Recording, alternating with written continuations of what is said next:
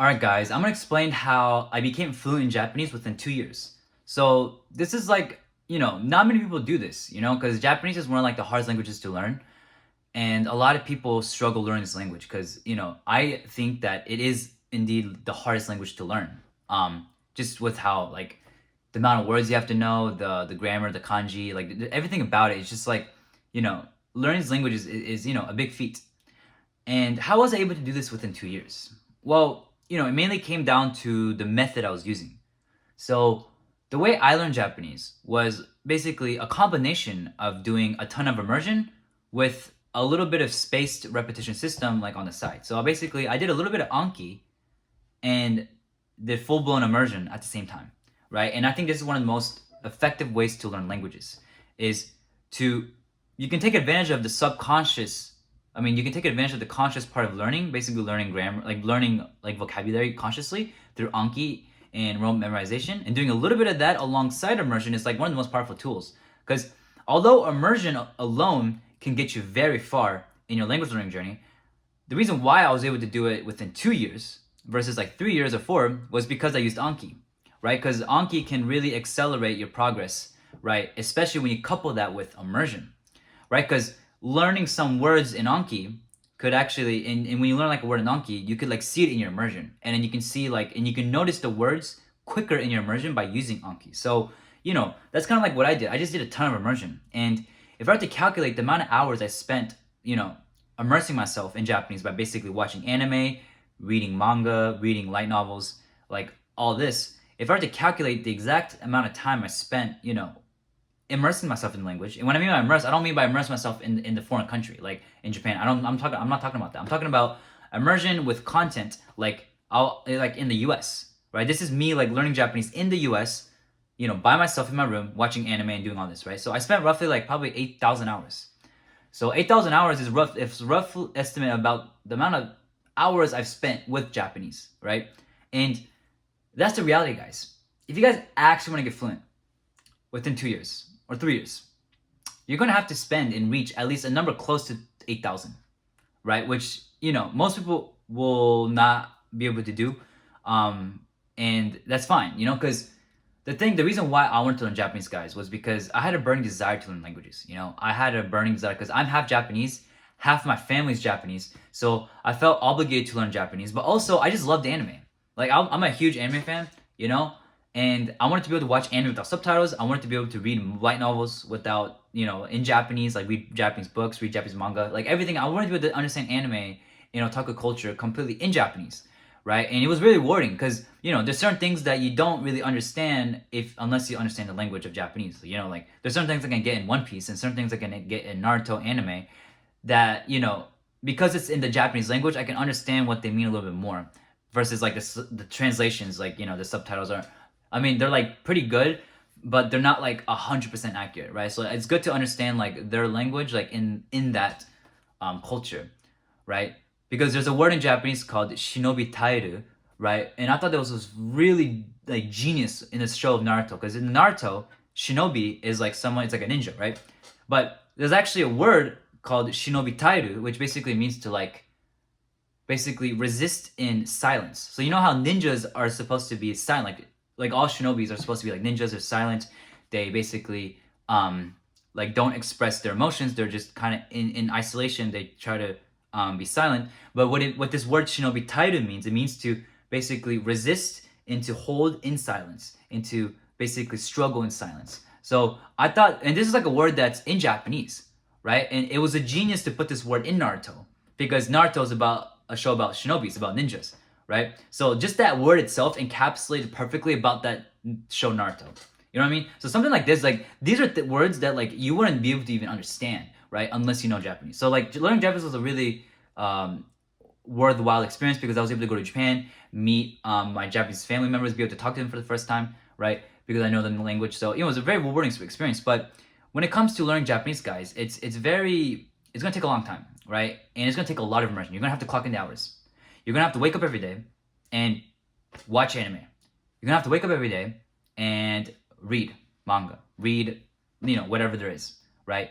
You're gonna have to deliberately and consistently, by the way, consume a lot of content in language. And here's the thing, a lot of you guys are consuming content in English because you guys are watching YouTube right now, right? So if you want to learn Japanese, you're going to have to replace all the time you consume in English with Japanese. And it's going to be very hard because you're not going to really be able to understand the Japanese language when you immerse in anime or when you immerse in One Piece, right? Like, you know, when I watched One Piece, I only understood like 60, 70% in the beginning. Some of you guys, if you guys are starting out, you guys will understand like literally like 10%, you know, which is like fine, you know. But, you know, you gotta keep going. You gotta keep trying, you know, because it's very rewarding, and you know it takes a long time, and you gotta aim for 8,000 hours. So if you can reach 8,000 hours in active immersion, you are guaranteed to be fluent. You're guaranteed. Like if you reach those hours with the Japanese language and exposure to the Japanese language like that, like you're almost guaranteed to get fluent, right? So yeah, that's what I recommend. In terms of the Anki, how many new cards you should make per day? I recommend just doing 10 or maybe even 5. Because here's the thing with me, like I only did Anki for 5 minutes a day. Even like when I was learning a lot of words, like I was only doing like 5 minutes of Anki a day because a lot of the words that I learned, I ended up retiring. So basically I had a retire add-on that basically automatically after a certain point, like in terms of the card, like it became retired, which means I would never see the card again, and I wouldn't have to review it again. So this kept things like very streamlined, and it didn't keep my Anki cards like piled up so much so that like, you know, I wasn't reviewing cards that were like a year ago. You know what I mean? Like I'll be reviewing more recent cards that I recently made, right? Which is more doable because I only had to spend like, you know, 5 to 10 minutes a day on Anki, which is like all you need, right? And the rest of the time was just immersion. Just immersion, guys. Like learning a language is so simple, guys. Just literally immerse yourself in the language. Now for me, I watched anime. I watched a ton of anime. You can watch YouTube TV shows. So with French, I used YouTube as my main source for learning French. And that was because that was the only, you know, source I liked at the time, right? There, like, you know, and even still, like I only really watch and immerse myself in French on YouTube, right? I don't even watch like TV shows in French. So, but for me with Japanese, I like anime, so I continue to use anime, and there's like a ton of it. It's like that's the thing, guys. Like there's a ton of anime to watch. It's like a ton. So you're never gonna run out of content, right? And the thing with anime is that there's a lot of good content too. So it's not just like a lot of content.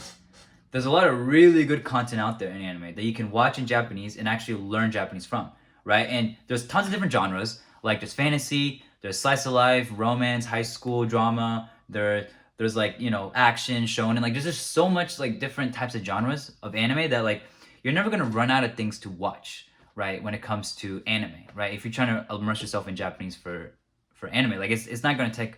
Like, there's a ton of things you can watch, you know. And yeah, guys, you know, I roughly spent 6 hours a day on average. 6 hours was the amount of time I clocked in every single day to learn Japanese. Now that doesn't mean that there were some days where, you know, I did 8 hours, 10 hours. There were some days that I consistently immersed for like 8 hours. There are also some days where I only immersed for like 3 or 4 hours. But I'm talking about on average over the span of 2 years when I was learning this, on average, that averaged out to 6 days per day. And I mean, 6 hours per day. And can you guys immerse yourself in something for 6 hours a day? Like, I just want to ask you guys like a question, because that's the type of kakugo, that's the type of commitment you're gonna need to do if you want to learn Japanese. Okay, are you willing to spend 6 hours every single day? You're gonna have to give up all your games. You're gonna have to give up, you know, watching content in English. And you're gonna have to sacrifice certain things in your life, right? Now that does not mean that you can't learn Japanese learning only 2 hours a day. But only 2 hours a day of Japanese is not enough to reach the type of fluency that I'm talking about. And what is that? What am I talking about? That's the type of fluency where it's like you're very close to a native level. I'm talking about the type of fluency where like you can read any book out there without a dictionary. You can talk to people with ease. You can watch any anime and TV show, even if it's like hard anime, and understand it. Like I'm talking that level of fluency, like almost a native level, right? And you know, if you want to achieve this level with Japanese specifically, like you're gonna have to spend like kind of the amount of time I did, 6 hours a day. Now here's the thing, like I was a high school student at the time, and I was homeschooled, like so I was able to invest 6 hours a day, right, and try to squeeze in 6 hours a day, you know, within my schedule to learn this language. So you know, I saw basically my youth as an opportunity to learn a language. So I basically used up my teen years to learn languages, right? Because Japanese wasn't the only language I learned. You know, I also learned French along with that. So but that was because I was young. I can't imagine myself learning a language now because it's like now I have school, I'm in university, and there's a lot more things like I gotta worry about, versus like when I was a teenager, like, I could literally just watch anime all day and learn Japanese. So that's why, I had that time. So you're gonna really have to find the time to immerse in Japanese and to basically clock in the hours and watch a ton of content in the language because that's what you really need. Like, a combination of doing a little bit of Anki and immersing every day is really how you get fluent in a very short amount of time.